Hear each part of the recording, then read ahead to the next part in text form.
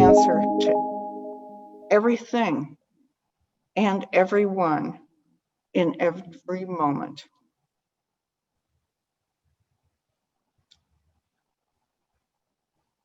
In recognition of this Halloween week, here's a history of death, Unitarian Universalist style. This comes largely from the Harvard Square Library. Burials in Puritan America took place in graveyards, where grave markers often included the image of a skull or a death head. It might have had wings, maybe not. These markers and the burial grounds themselves were intended to make people fearful. They were reminders that not only is death always rushing towards us, but is likely accompanied by damnation. Over the course of the next 100 years, the images on grave markers change. The skulls begin to morph into faces, the teeth lose their points, and the flowers spring up where before there were crossbones. Unitarians and Universalists have led the progression from fear to hope. Mount Auburn Cemetery, established in Cambridge in 1831, reflects the origin of the rural cemetery movement in the United States. In these places of repose, in complete contrast to the Puritan burial grounds, grave markers were artistic, with classic monuments in the landscaping. The public learned to contemplate death in the peaceful context of nature and beauty. After I wrote this, I discovered quite by accident that I have an ancestor, an apparent ancestor, buried there at Mount Auburn. Shall we call that Providence? Unitarians and Universalists made many more contributions to the ministry of death and dying. The very first minister to preach the advocacy of cremation was the Unitarian minister, Reverend Octavius Frothingham, in 1874. Additionally, many Unitarian congregations established memorial societies to prevent the manipulation of distraught consumers by the funeral industry. Many Unitarian Universalists were key to promoting the acceptance of hospice care. Now, a few of our churches are on the leading edge of the right to die. Our UU progressivism, so often leading to societal change. Here in Stewart, we have our own memorial garden with the cremated remains of a few of our dearly departed. And of course, our rituals for the end of life do include celebrations of life. We celebrate the people that came before us. Now, let's go to hymn number 95. There is more love somewhere.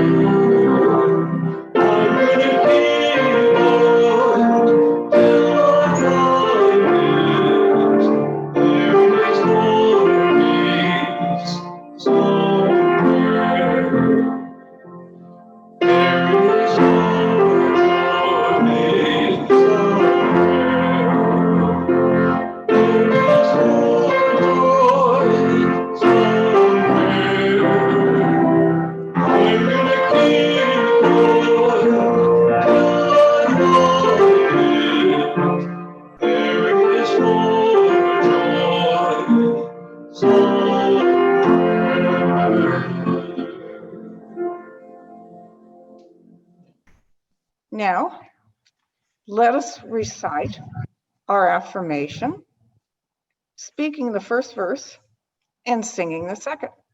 Love is the spirit of this church, and service is its law. This is our great covenant, to dwell together in peace, to seek the truth in love, and to help one another.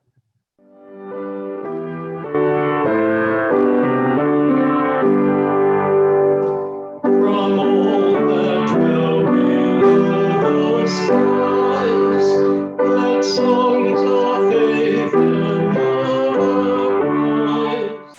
Let beauty, truth, and good be sung.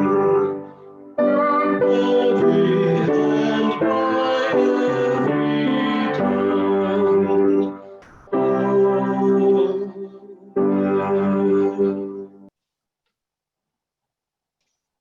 Now, Reverend Tracie is going to share a story for all ages with us, Rainbows in the Window. Our story this morning is Rainbows in the Windows by Jen Blosser. Somewhere in the world, there was a child and their grandparent sheltering in place just like you are now. And they were really fed up, perhaps a bit like you are sometimes. The novelty of being at home all the time and doing whatever they wanted had worn off for the child, and they felt bored. For the grandparent, it was less a feeling of boredom weighing them down, but rather a sense of hopelessness. They watched TV for hours, though how many hours remained a mystery. They'd stopped keeping track of time, really. The days all blurred together. They felt they had been doing this for so long. And then one day, when the child accidentally sat on the remote after getting more snacks, and the TV accidentally turned off, there was something new reflected in the black screen of the powered down TV. The child and their grandparent turned around to look out their front window and find the source of this reflection. In the house across the road from them, there was a piece of paper taped in the window, and on that paper was a colorfully drawn rainbow. Well, this was something new, something unexpected and bright and cheery and new. The child and the grandparent turned to one another knowingly, grinning. In a flash, the child retrieved a sheet of paper and crayons and began to draw a rainbow, while the grandparent fetched tape. A moment later, they gazed upon their window with pride. Their rainbow shone back across the street, joyfully mirroring their neighbor's rainbow. What happened next was like magic. Every day, more cheerful rainbows appeared in more windows, all up and down the street. The child and their grandparent gleefully drew rainbows for each window in their home, watching their neighbors doing the same. Red, orange, yellow, green, blue, purple, and all manner of other colors burst forth, seeming to shine through the windows, a cacophony of color. But the people didn't stop there. They continued to draw. Rainbows were taped to neighbors' doors, slipped into mailboxes. They were sent to care homes, to beloved elders who couldn't have visitors. Rainbows were left tucked under windshield wipers of Uber Eats drivers' cars. They were left out for the delivery folks. People made rainbows to send to hospitals, scrawled with messages of gratitude and admiration for everyone working to help the sick, from the doctors and nurses to the custodial staff and the maintenance workers.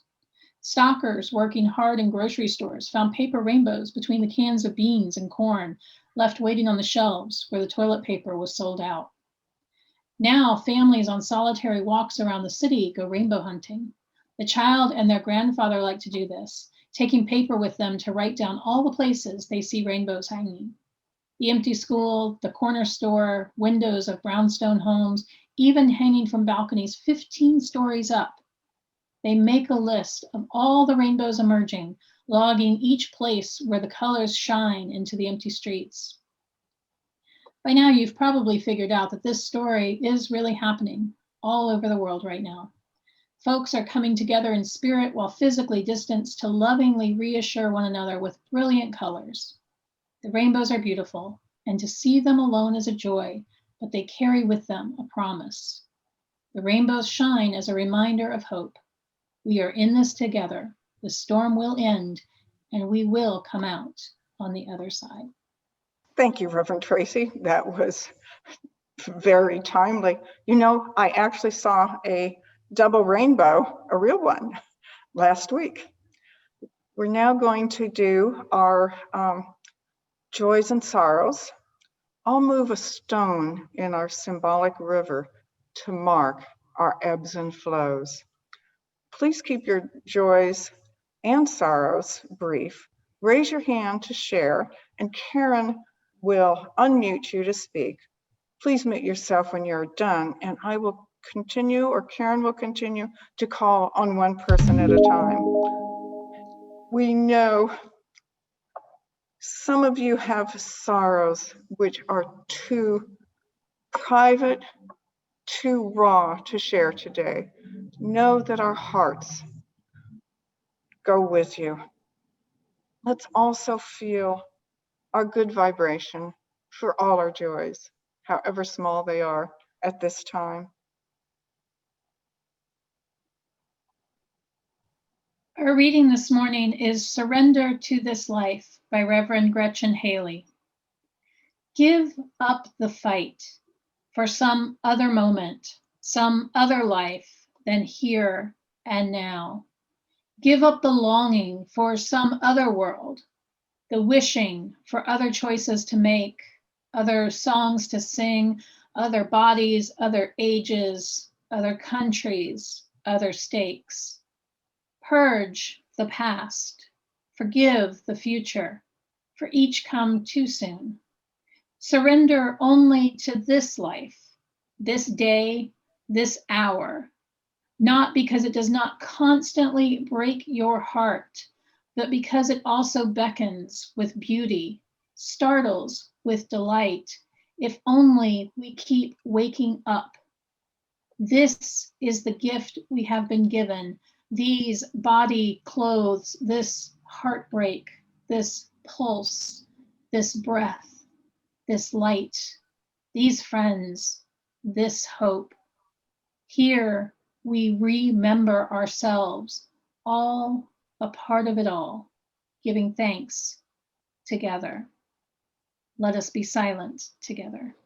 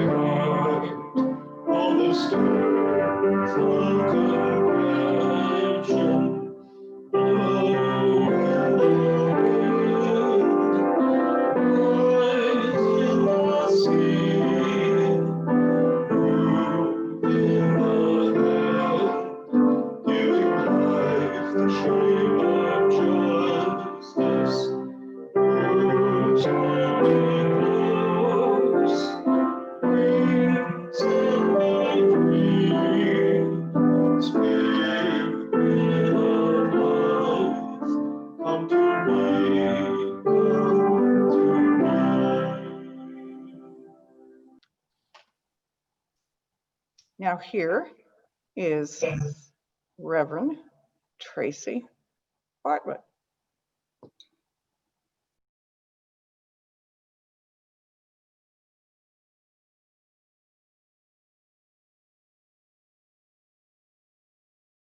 My father taught me to track hurricanes as a child, and he felt this was an essential skill for me growing up in Florida. Now, this was before the days of fancy computer models and stuff. We would go to the grocery store at the start of hurricane season and pick up our maps and head home. And at the first inkling of a storm, he'd have me sit down and track the coordinates, mark the wind speed, and then connect my lines. And we'd sit and discuss possible tracks the storm would take and why. And as time moved forward and the news stations got computer models that could show the tracking, we stopped using the paper maps. But we would still discuss the movement and potential movements of the storms. I learned about what makes a hurricane wobble and how that can affect the track. And by what in my eyes was a special kind of daddy magic, he always knew where the storms were going to go before the weather reporters did. It became a ritual throughout the years to call my dad and ask him what he thought of the latest disturbance, because he was always right, always.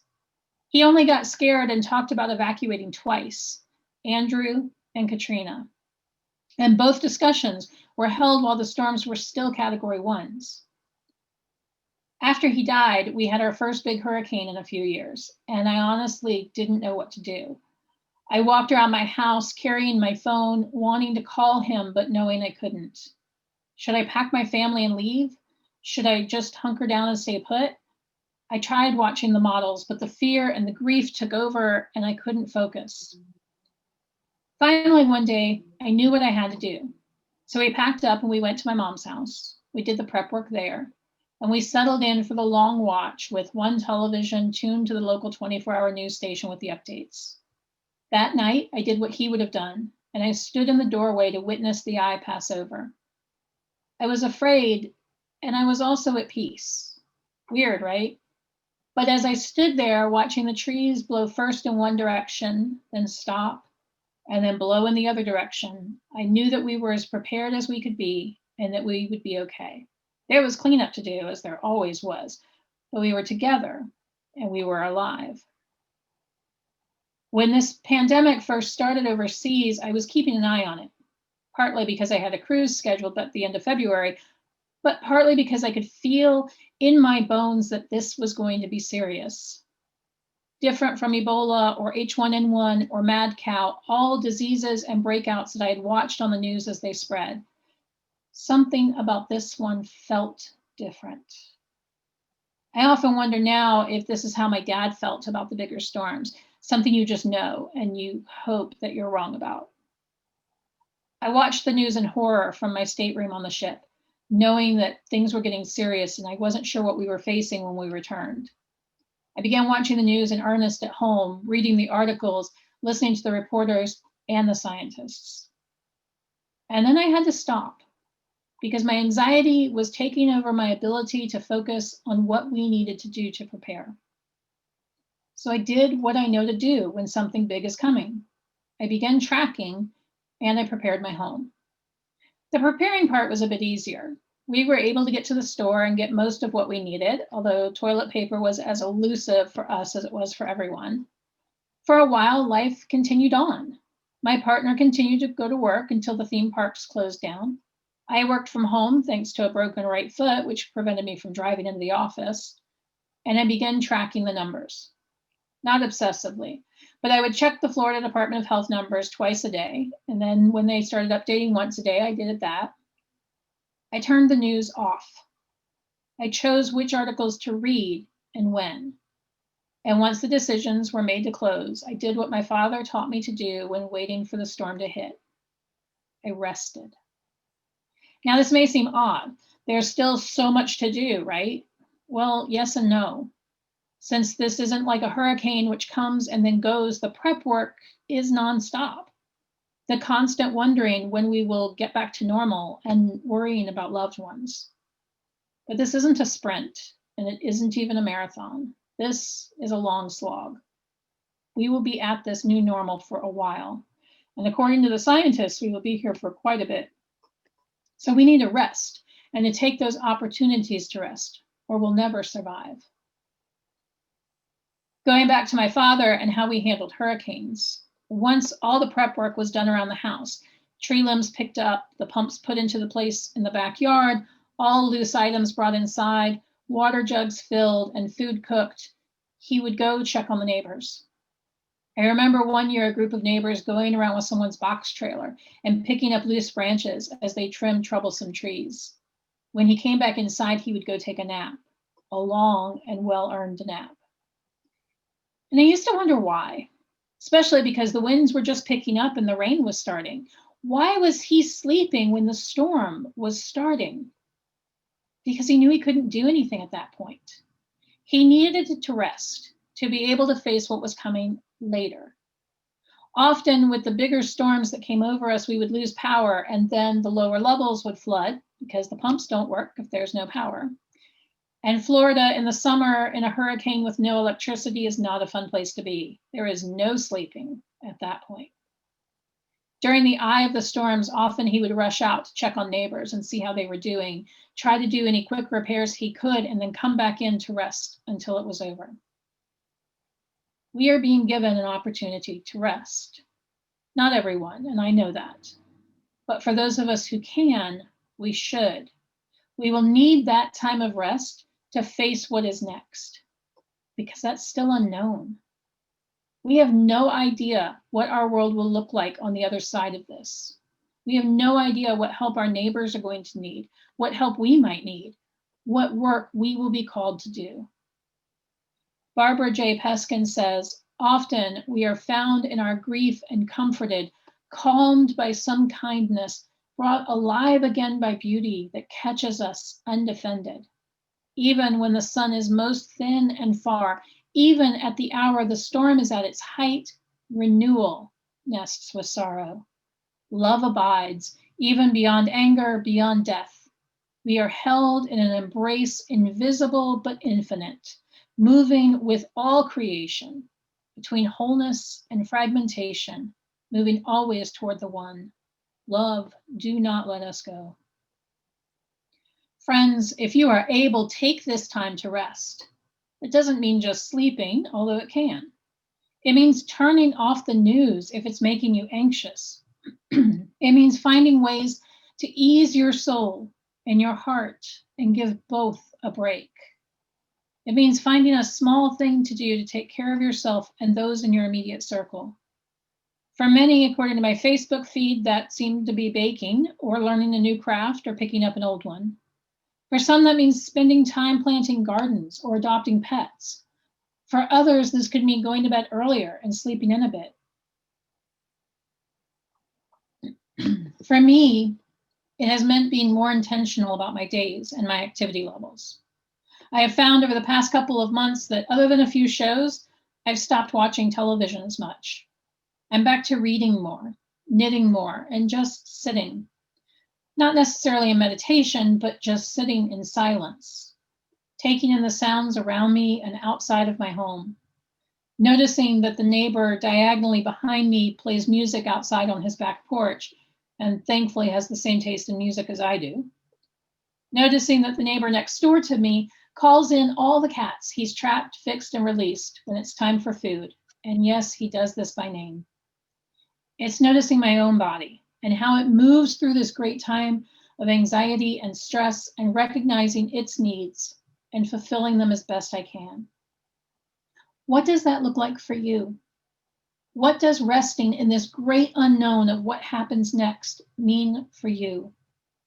If you find yourself weary and exhausted, I encourage you to set down your burdens and rest.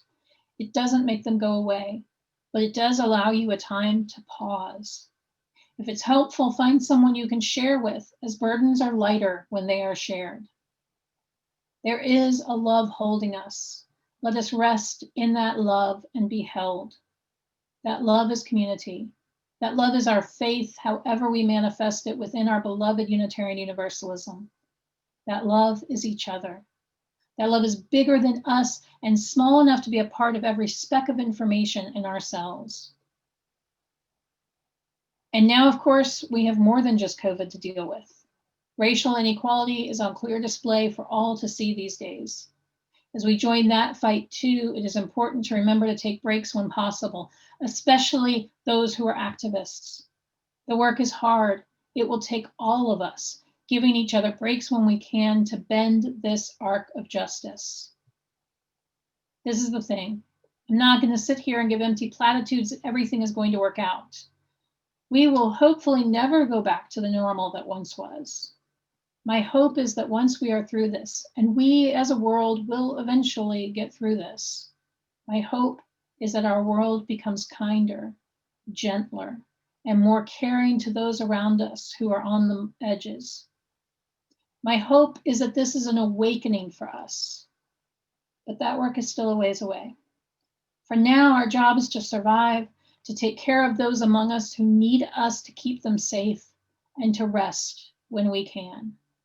That resting will help when it's time to go out and assess the damage from the storm, clean up, and help our neighbors.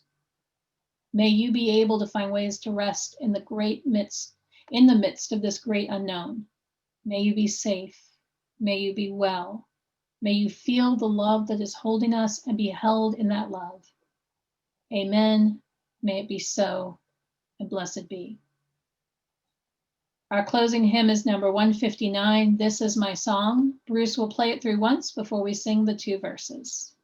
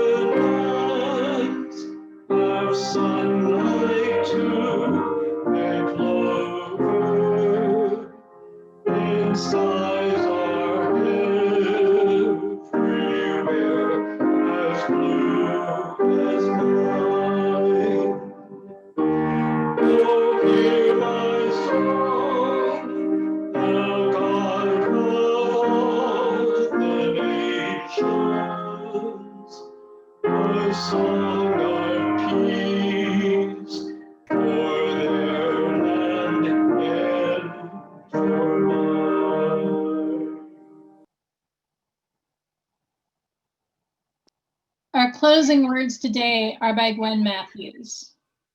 Feel that every breath, every inhale, exhale, we are living, breathing, connected. We are the whole, complete, beautiful selves that we were born to be. Feel that in your bones, in your muscles, in your heart and your blood. That is the extraordinary you, the you who was born for this time, this place, this moment. Feel that, the struggle, the worry, the pain, the loss, the grief. It is still you. You are still whole, complete, beautiful, extraordinary. Feel that.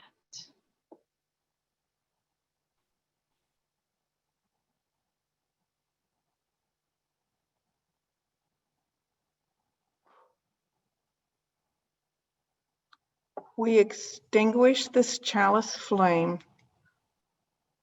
daring to carry forward the vision of this free faith, that freedom, reason, and justice will one day prevail in this nation and across the earth. After the postlude, please place yourself into gallery mode and stay for some good conversation.